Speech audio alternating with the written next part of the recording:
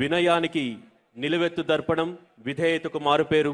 ఒక మాటలో చెప్పాలంటే లక్ష్య సాధన ఛేదన దిశలో వెనుదిరగని రామబాణంలా, చెడును దుర్మార్గాన్ని ఖండించడంలో ఏమాత్రం వెరపులేని విష్ణువు విడిచిన సుదర్శన చక్రంలా ప్రజల కోసం ప్రజల పక్షాన దూసుకుపోతున్న జనసేనాని, నటుడిగా నాయకుడిగా ఉవ్వెత్తున ఎగిసిన సముద్ర కెరటం పవన్ కళ్యాణ్ గారు.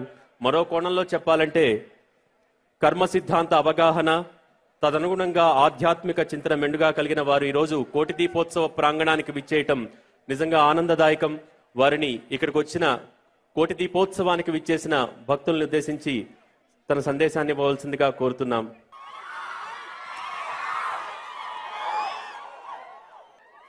ఇక్కడికి వచ్చిన స్వామి సుఖబోధానంద గారికి, స్వామి హరిచైతన్య పూరీజీ మహారాజ్ గారికి నా హృదయపూర్వక నమస్కారం.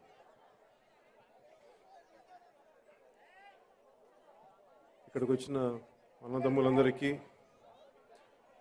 నా అక్క చెల్లెళ్ళందరికీ, ఆడపడుచులందరికీ, మహిళా శక్తికి, ప్రతి ఒక్కరికి పేరు పేరున నా హృదయపూర్వక నమస్కారం.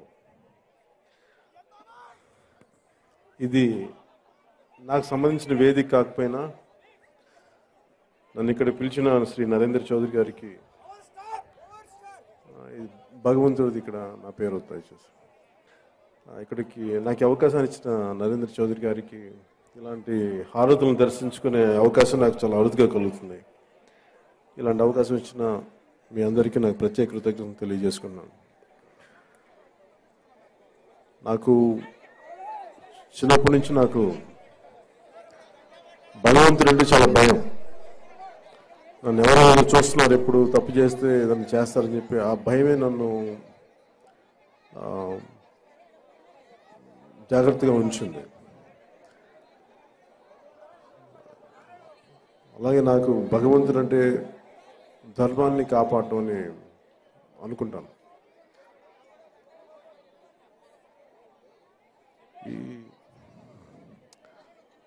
ఇలాంటి పరిస్థితుల్లో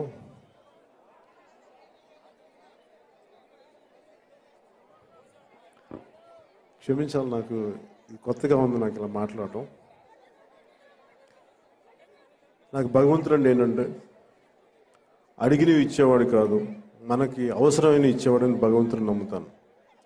సో అలాంటి భగవంతుడికి అందరికీ ఆయురారోగ్యాలు ఉండాలి మనస్ఫూర్తిగా కోరుకుంటూ సెలవు తీసుకుంటాను.